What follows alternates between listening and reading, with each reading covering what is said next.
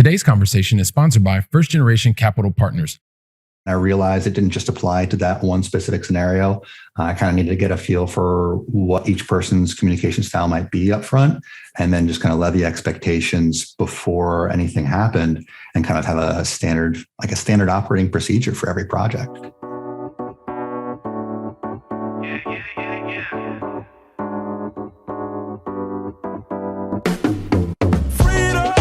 Welcome to the Going Long Podcast. We're back once again to continue to help to educate you so that you feel much more comfortable as well as confident investing beyond your backyard. And yes, I am your host, Billy Keels, and I am super excited to welcome you back to another amazing conversation here on the Going Long Podcast. And before we get started, just a couple things. So most importantly, really want to thank you for continuing to come back week after week after week, or twice a week after week, and joining us here on the Going Long Podcast. Thanks to you and your continued commitment to being a part of this family, the Going Long family. We continue to move up the charts. We're attracting better guests, and a lot of that has to do with the fact that you are leaving your honest rating and reviews for the podcast. We take those ratings and reviews on board. We're adapting the podcast. We're making it even better for you and attracting a phenomenal guests that are going to help you in your long distance investing journey. If you haven't had a chance to do that already, just take a couple seconds. Even if you've had just one episode and you've been thinking, I'm going to get to it. We've also made it really easy. Leave an honest review and a rating. And there's even a little video here in the show notes. Just check it out. Leave it on the Apple Podcast platform, and we'd really appreciate that. So also, the second thing is, so many of you have been asking, like, Billy, where can I go find like the previous episodes? Or I want to hear like one of the very first episodes, and I can't seem to find it anywhere else. Go to billykeels.com. Once you get there, you can go to the podcast tab and you can see every single guest. You can see the video version. You can see the audio version. You can see all of the responses from the guests. Just go to billykeels.com. And then once you get to billykeels.com, look for the podcast tab and you can find it there. So as it relates to today's conversation, if you are someone who is interested in understanding, like, hey, listen, I'm enjoying my job, and at the same time, I want to figure out how I can actually become a part of a network, because I don't come from a family that has a bunch of people in real estate or investing. You want to figure out how to do that. Like today's guest is going to talk to you about how he's actually gone about doing that. If you want to find out what it's like to have grandparents that talk to you about thinking about your future self, like this is something that you really want to tap into to help you on your long distance investing journey. And also too, like there are a lot of different tools that you can use to accelerate your moment of freedom, of financial freedom, of having more control of the outcomes of your life. Like if you're interested in understanding any of those things, today's conversation is one that you're definitely going to want to listen to. So without further ado, and just after this quick words, we're going to get into today's conversation with Josh Plave. So I know you're going to enjoy today's episode. If you want to know how jumping from Wall Street to Main Street can help to accelerate your long distance investing journey, then guess what? Today's the conversation that you're going to want to listen to until the very last word. You know why? Because today's guest not only started in like the aviation technology space, which I think is pretty cool, also had some time where he was in software, communications, and even logistics before he moved into the area that he is absolutely adding so much value today.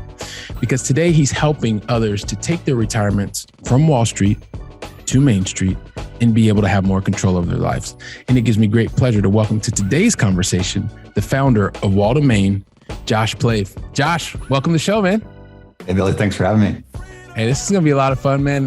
Love your energy, love the pre-conversation. And I am absolutely sure that the entire Going Long family is going to get so much value out of today's conversation. So, but you know, everybody gets the same 5 questions. You're going to get 2 in the beginning, you're going to get 3 in the end, and then in the middle, the entire Going Long family is going to get a chance to get to know you even more, Josh. So without further ado, let's jump right into today's first question and help us understand, where exactly do you live in the United States?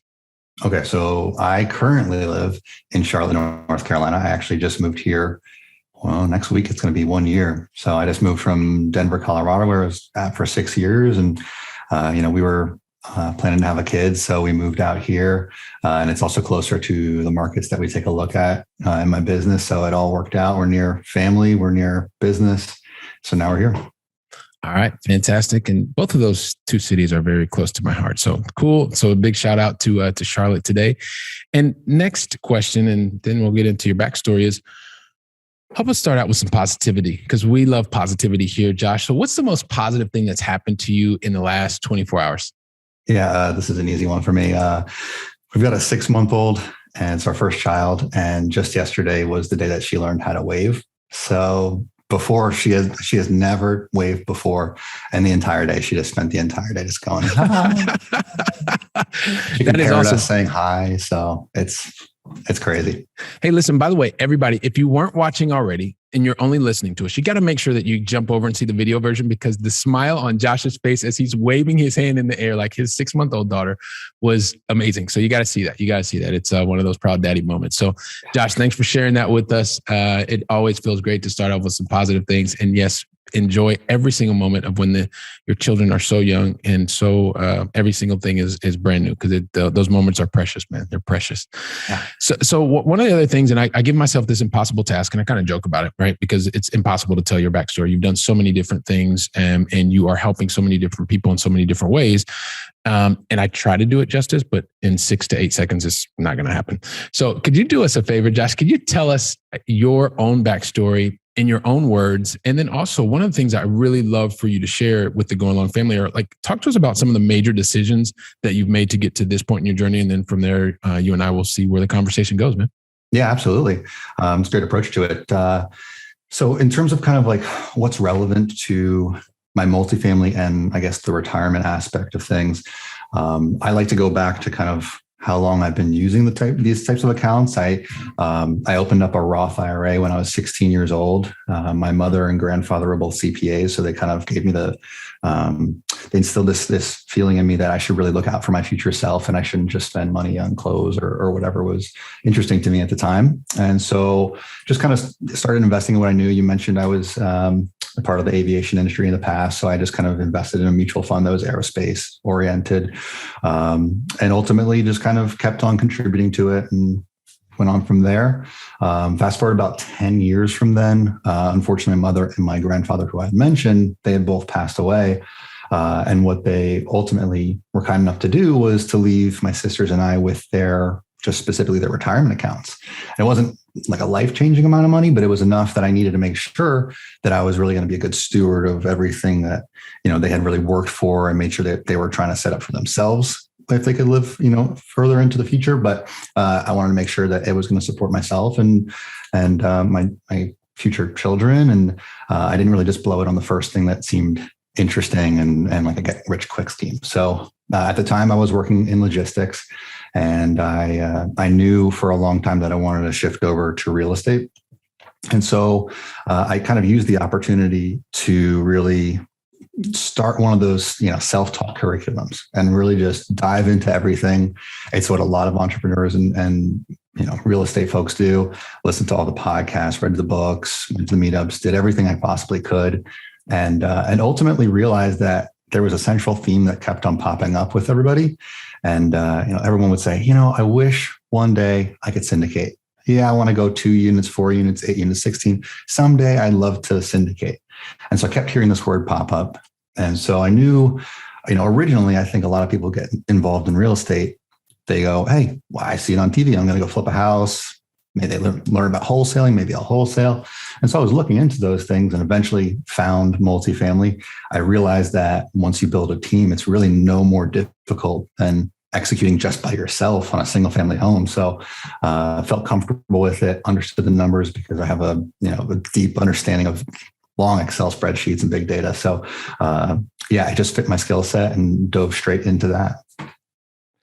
Wow, man, that's fantastic. So you were fortunate enough to have this influence, not only just being able to talk about things, but also having real life. Hey, listen, and place your capital here. This will give you these specific types of opportunities, really thinking about your future self, which is phenomenal.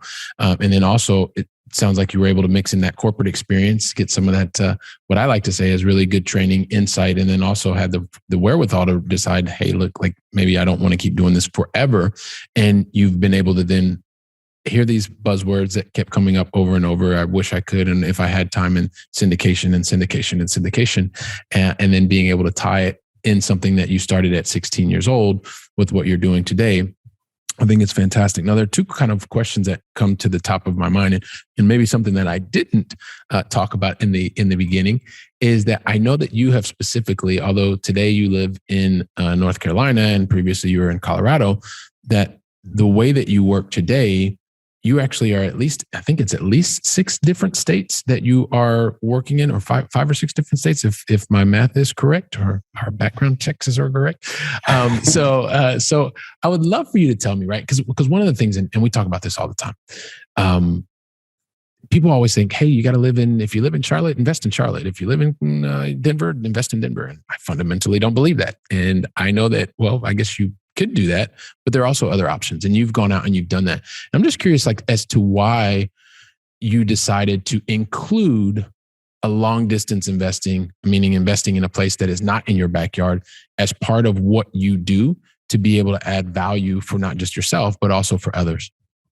Yeah. I guess it's twofold. The first, the most obvious one is the 3 places I've lived the most time in the last 15 years are Boston, Denver, and Charlotte. And it's extremely hard to find good deals in those markets. So just by necessity, I kind of needed to look outside of my backyard. But outside of that, we're talking about properties that are between 10 and 50, $75 million. I am not about to force myself to buy one of those types of properties in the place I happen to live in, hoping that it's the right place to buy a business of that size. I'm going to be looking for the right underlying metrics, demographic shifts that are occurring, construction plans. I want to see what the incoming supply might be and what our competition looks like once we acquire. Once you can kind of figure out all those details, it's really important to dial in where you want to invest, not where you really can, because you can invest anywhere, especially if you're building a team. You can find other folks who are experts in their field or their local boots on the ground for you. It's very doable, and it gets the results you're looking for ultimately. And so, a lot of it is ultimately, what are the results that you're looking for? You've talked about a couple of things that are really close to my heart, and I'm glad that you're talking about that and sharing that with the Going Long family. You've talked about team a number of ways, but you just said 2 things, and I hope the entire Going Long family heard it, is that you said you didn't want to force yourself, number one, and then you didn't want to hope. So anytime that you are building a business, you don't ever want to be forced to do something, because then that means you're probably operating from a position of weakness, not strength. And hope is never a strategy for anybody, not yourself or anybody that you would ever potentially even aggregate capital for, right? And so I want the Going Long family to hear the words that you're using, because they're very, very important. And you've talked about team. It's something that's really, really important to me and the success of long distance investing. And my thesis, I believe that of the kind of the 4 things that you need to look for, without a doubt, it's the most critical. Once you're clear on what it is that you want to be able to do, what's the location that you can get that, how is the team being built, and then afterwards you can buy whatever type of opportunity or property or asset that you really want to buy, as long as those things are important.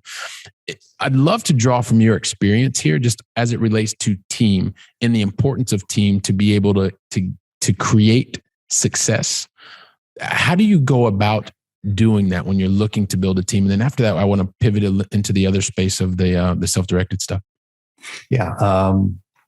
I kind of, when it comes to the multifamily space, if you were brand new, and I came into real estate without any background in real estate. My parents weren't real estate centered. I have nobody in my family who had any experience. And so when I decided to jump straight into multifamily, I didn't have any connections that I could utilize or anything. So I decided to actually join a paid mastermind group that had a built-in network within it. And what it did essentially was ensure that I was surrounded by folks who were all following and looking for the same exact thing as I was, working towards a same common goal, and we're looking for essentially the same types of assets and acquisitions.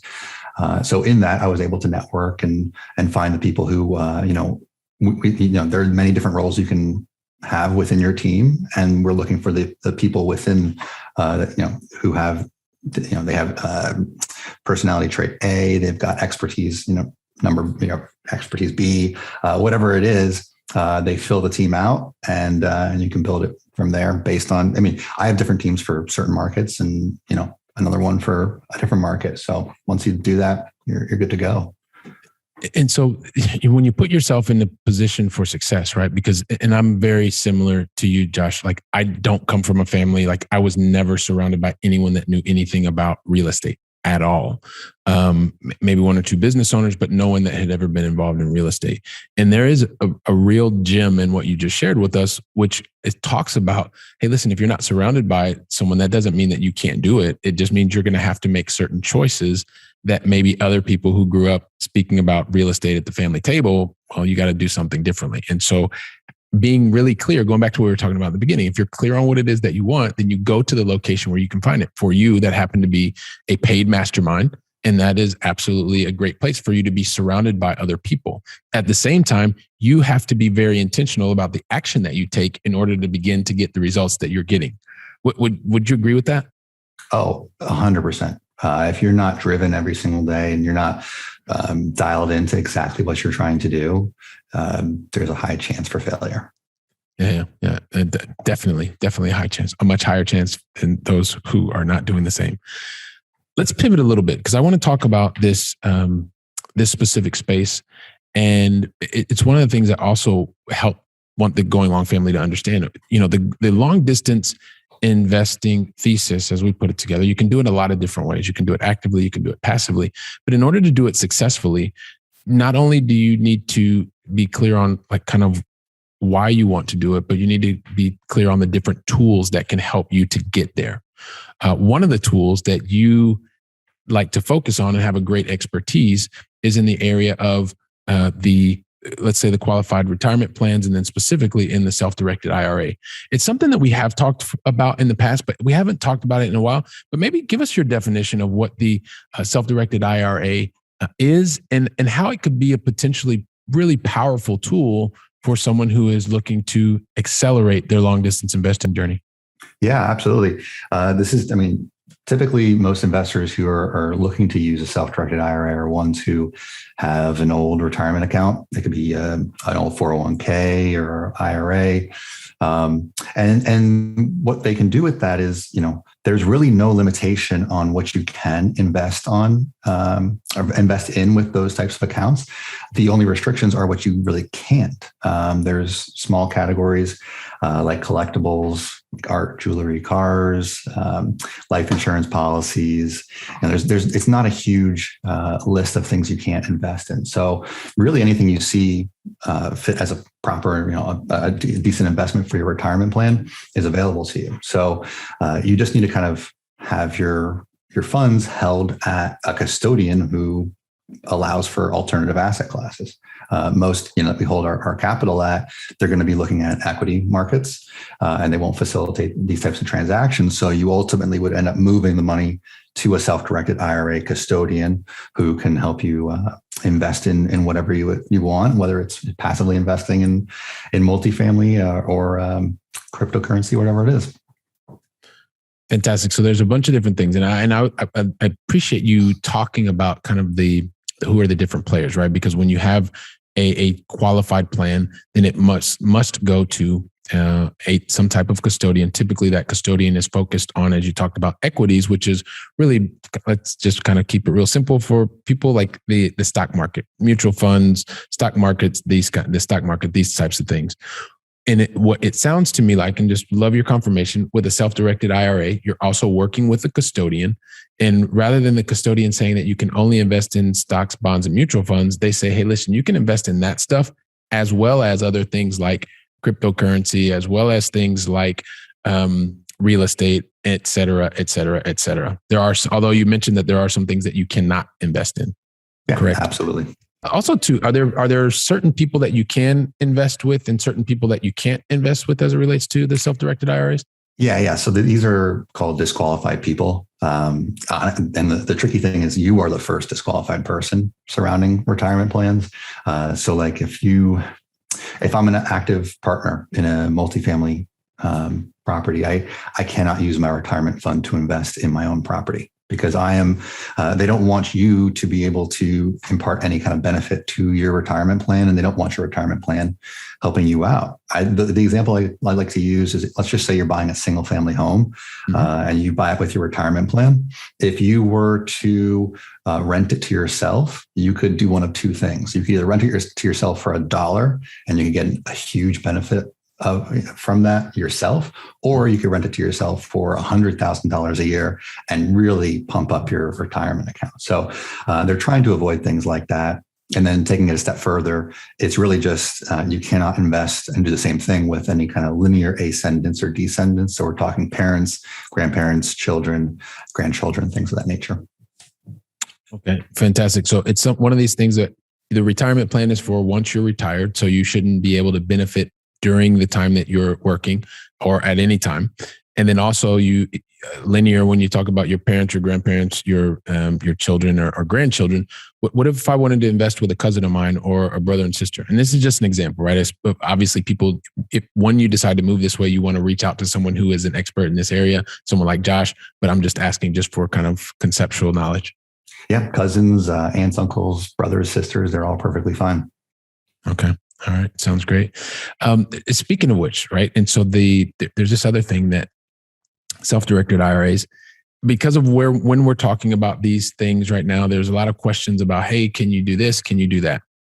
But there is also something that sometimes if people are not informed, and one of the things that we want to be able to do here is inform people, hey, listen, there are certain things you can't invest with your mom or your dad, or you shouldn't be able to invest through this type of a vehicle. But also, what are some of the other things that can happen to people if they're not really informed from either a taxes perspective? Like how does that work just conceptually? Yeah. So the main tax that'll come into play, moving your account from one custodian to another won't trigger any kind of tax. It's still all within a retirement plan, and there's no distributions going on there. The main tax that's associated with these comes when you're investing in a leveraged property. Ultimately, what happens, let's say we're buying a 100-unit property. We put a 75% down payment on the property. That's our equity, and 25% is being contributed. Reverse it. It's 75% leverage, 25% is the down payment. So the 25% is equity held, at your pro rata share by your retirement account. Any income that's generated by that 25% down payment is totally, tax free. There's nothing going on there. On the flip side, though, the 75% leverage, that's outside retirement money. It's not tax deferred at all. And your retirement money is benefiting from the use of those dollars. So essentially, let's say it's 75% leverage, you'll be paying taxes on 75% of the income that comes in for that year. The nice thing is, because those are not tax deferred dollars, those non-tax deferred dollars can actually make use of depreciation, operating and interest expenses, and it really helps to offset a large chunk of the tax obligation in the end. Fantastic. And I love that you give us a very concrete example. And once again, everybody, this is an example. Josh is just imparting knowledge with us. He is helping to make you more informed. And at the same time, if you want to understand how this will affect you personally in your situation, this is where you need to make sure, as Josh was talking about earlier, your team. You need to make sure that you speak to your tax advisor so that they can tell you how these different types of scenarios will specifically affect you. Once again, what we're doing here is just making you more aware, because the more that you are aware, you can say, hey, listen, I think this makes more sense because the way that it's sitting in my account today with the custodian that's invested in the market, I actually want more control. I want more options. So I'd rather even be subject to the UBIT tax or whatever it is, because I have more control over it and I know exactly what's going to be happening. And you've walked through all of the different depreciations. You maybe looked at some cost segregation, all these different types of things. But make sure you speak to your tax professional. And Josh, thank you very much for helping us to understand. Now, one of the other things, because here we have a lot of people that are people that are working in the IT space, that are working in the pharma space, the medical space, a lot of medical professionals, as well as legal professionals. And so one of the things is, you may be in this company and you've been working there for, 15 years. I guess there's still people that are working that long in certain companies, and they have these, they're listening to you and they're like, oh my gosh, man, this sounds really cool. Cause I've got this $700,000, $800,000 on my account, or maybe more than that, or maybe less than that. I don't know, but they want to gain access to that. what are some of the steps that they can take to at least find out if they have the option to access capital that is sitting in one of their accounts already? Yeah, it's fairly easy. If it's from a prior employer and it's no longer held, it's no longer under the control of that employer. Essentially, you have total control. You can move it however you see fit. If you're still an employee at the company that, for whatever retirement account you're currently thinking of, it needs to allow what's called an in-service rollover. And so most plans don't allow for this. Some of the better ones do. If your company has great benefits, there's a good chance that the plan administrator allows for this type of thing, but you need to contact the administrator, see if they allow for these types of things, and maybe move a portion of your assets into a self-directed fund instead of just held within the employer contribution space. And Josh, is this something that the employer is typically going to let you know that you can do, or will you typically need to be very proactive about finding out and asking these specific questions? Highly proactive. It is. You need to pull up. You can either ask or you can pull up the long, detailed fine print and find whether or not you can do it. Yeah. The summary plan description, you go through that, and yes. It's so I love the way that you so nicely placed it. But yes, if these, once again, are concepts that Josh is helping to share with you, that you are going to need to ask the question, look for the information. But at least now, Josh is helping you to understand what question to ask so that you're much more informed, which once again puts you in a much better position of strength as you are looking to find out how you can gain more control over the capital that you have worked so hard to have placed in this qualified retirement plan. So, Josh, just maybe a couple of the examples. So, this whole concept, the whole concept that you talk about, which is wall to main, like, where did that come from, man? It comes mostly from the concept. I was kind of sitting down with my dad a couple of years ago, and we were trying to essentially, he was 60 at the time, and we were trying to figure out when he could retire and time out essentially when he could phase out. He's an attorney, and so he's a high income earner, and he's worried, if he just stops working, his income kind of disappears. So we were looking at how we could slowly transition him from purely active income to passive income so that when he ultimately does retire, or maybe he works reduced hours, he can maybe take 50% of the time off, continue investing, and then really move over so that he could continue earning that same income just passively and not worry about ultimately retiring. So it was the most reliable form I knew at the time. And, the biggest worry, I think, essentially was when we were looking at it, it was prior to COVID, and we were taking a look at, is the market going to be there for him when he needs to pull money from his retirement account? Can we rely on the fact that we won't have just seen a correction? And it's all about control. We don't want to have to hope that the capital is still there. And we want to make sure and that we can preserve the capital in the end, because it's the end of his career. He's worked very hard. We need to make sure it's still there when he needs it. Yeah, fantastic. And being able to sit down, strategize, and then go from the strategy to actual practical application, a lot of things can happen from that. When you're a high wage earner, you imagine you're earning a large salary, and it probably seems kind of weird. Like if you can earn the exact same stream of income, but one is taxed at 39.6% and the other is taxed at 15%. Well, it's kind of a no-brainer. You're actually even setting yourself up for a better position after retirement. So that's fantastic. I appreciate you sharing us a little bit of the background on where you came up with wall to main. And so tell us maybe a little bit also too, who are the people that you are typically helping the most today? What does that person look like when they're coming to you? What are they looking to get the most help with? Yeah, it's been, I think as entrepreneurs, we all go through the process of trying to build our avatar. It's specifically who the exact person that we expect to be talking to or helping out is. And I've actually been a bit surprised at the typical type of person that finds the most benefit from what I do, who I help, and ultimately the properties that we find. It's typically someone who has an interest or has prior investment in real estate. They weren't aware, or they are interested in it. They didn't have the cash up front. They didn't know how to really get started. And they didn't realize that they could use all of these existing retirement accounts that have kind of just been floating around. Maybe they're at multiple companies and they have accounts kind of scattered everywhere, and helping them to kind of like combine them all into one account and figure out a strategy for the total retirement concept for them. That's really been the key, the target. I'm surprised at how few people I ultimately end up connecting with who have no real estate experience at all. It's mostly people who are either interested or prior investors. Oh, and that's fantastic, man. And the fact that you are once again, you're helping to open people's eyes as to what are a new tool that they can actually use to gain more control over their lives. So I think that's fantastic. And the more and more that you're out there, and hopefully this was also going to help to be able to help more and more people. So sharing your time with us here today. So like the thing is, Josh, I want to keep talking forever and ever, but we kind of got to get into the going long final three. And the thing is, I never ask anybody the going long final three unless they tell me that they're ready. So my question to you is, are you ready? Oh yeah.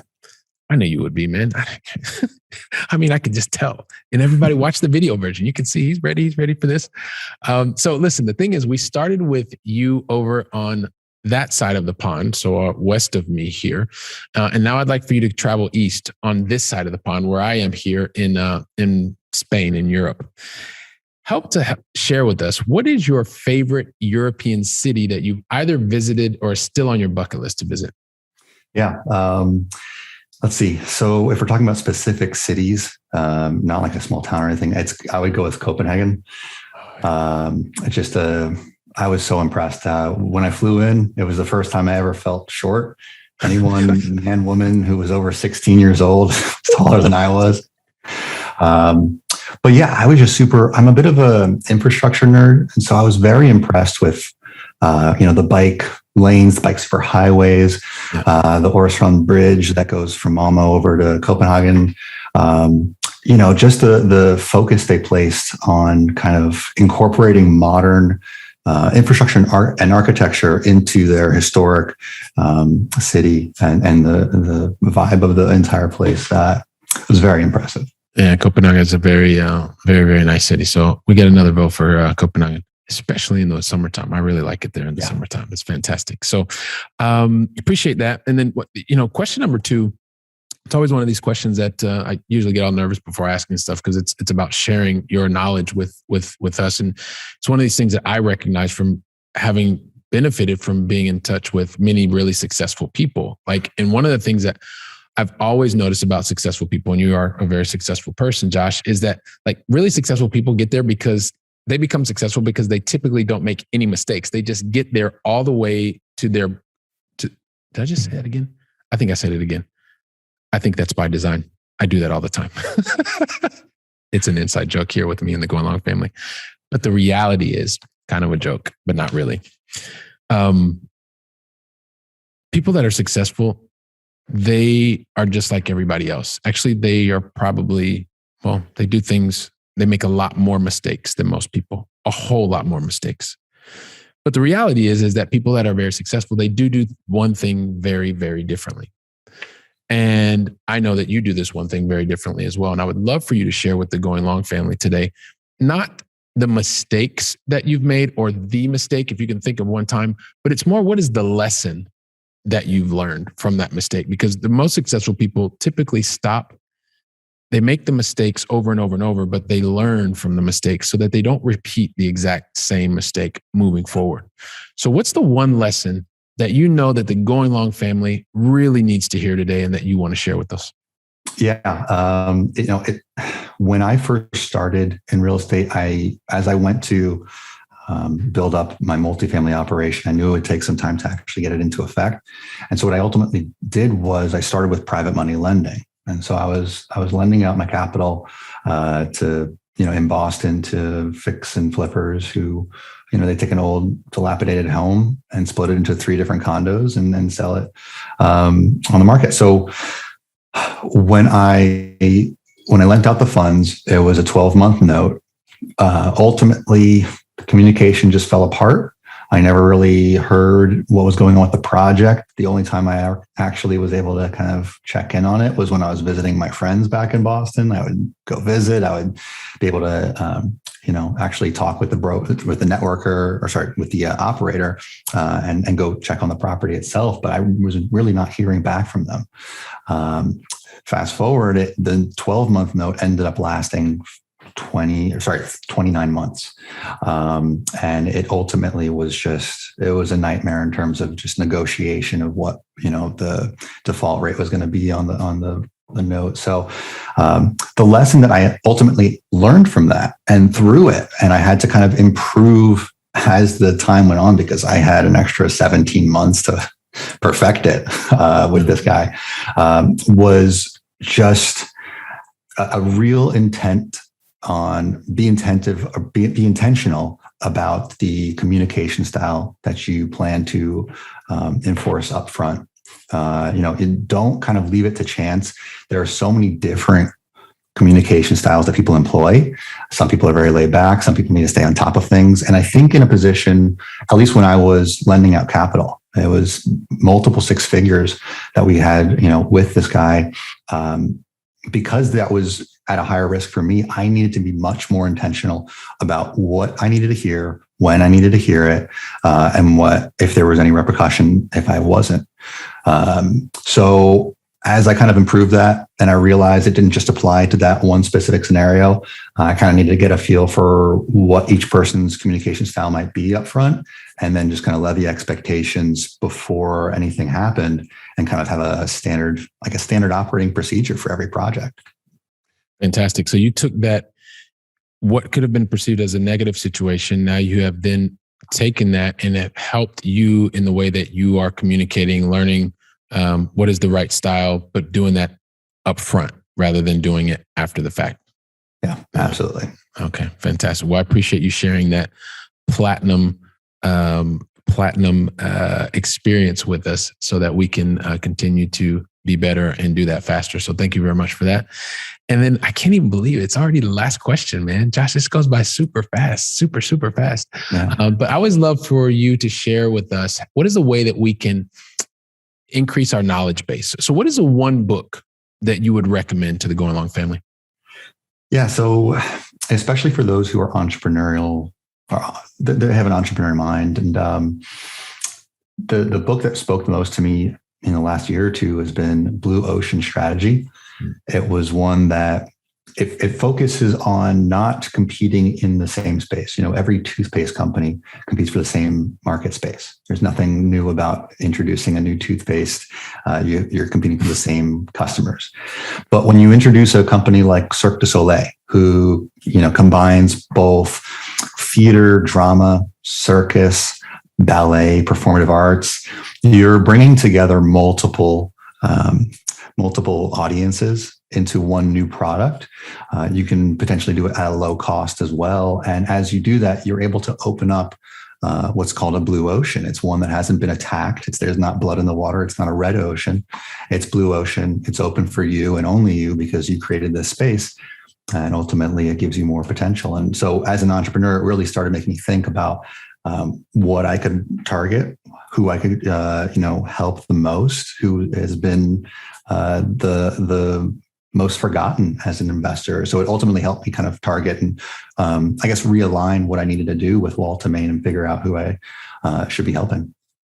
Fantastic. Blue Ocean Strategy. It's definitely a favorite, and it's one that I'm sure that the Going Long family, if you haven't picked it up, definitely pick it up and get a lot of value out of that. So, Josh, man, like I said, I always just get so surprised. These things go by so fast. I feel like we were just starting just a couple seconds ago, and you were talking to us about the influence that you had from grandparents who were helping you to understand, to think about your future self. And even at 16 years old, already starting to invest in a Roth IRA, which I just think is absolutely phenomenal. And then from there, you did your corporate stint starting in aviation, and then through all the way through logistics and some software stuff in between. And then afterwards you realized, hey, listen, this is kind of this is a new path. I want to surround myself with some new people. I want to invest in myself. I want to start learning from people that, well, I didn't grow with people that were interested in real estate. So let me find a way to do that. And you did that through paid mentorship. And then not only were you there, but you were actively involved. And you continue to be actively involved, because not only have you invested with others, but you're now you are now syndicating with others in multiple markets, which we just love, multiple locations, which is fantastic. And even have recognized how you can use very specific tools, self-directed IRAs, to help people accelerate their journeys and getting to their goals and having more options and more control over their life. And I know that, like, I'm thinking, yeah, you know what? Josh, you and I are going to stay in touch, man. We got a lot of things to talk about. And I know that so many people in the Going Long family are feeling exactly the same way. So help us understand, what is the best way to find out more about what you're doing, Josh, getting in touch with you, with your team, so that we can also have the Going Long family connect with you? Yeah, absolutely. We really, it's not a huge iceberg, but we just touched the tip of the iceberg here. And so on my website, walltomain.com, we have, the way I've structured it essentially is an education space where you can learn about both passively investing, but really doing so with your retirement accounts, and understanding how you can make the best use of what you have. We specifically target properties. We talked about that tax, what's called a UBIT tax. We specifically target properties that have the lowest UBIT impact. We have a UBIT calculator that we use on every property. And so over there, you can kind of get a feel for what the impact might be on a numbers basis, understanding overall how impactful it's going to be to your returns in the end. And also on the homepage, there's a free PDF called the top 10 tips and tricks when investing in multifamily with your retirement account. So if you download that, you'll kind of understand it all. All right. Fantastic. So Going Long family, head over to walltomain.com and you can find out more about what Josh is doing. He makes it really easy, simple, in terms of being able to use what you have already been working for and have saved up in your retirement accounts, and having more control over that, and then being able to use it in very practical applications so that you can create more choices for your life and gain more control. So, Josh, I really appreciate you investing your time with me, with the entire Going Long family, and just want to thank you very much, man. Thank you so much. Thank you so much. Appreciate it. All right. Perfect. And listen, for the Going Long family, another amazing conversation. I know that you're going to take the nuggets that Josh has left with you. You're going to put them into practical application. You're going to head over to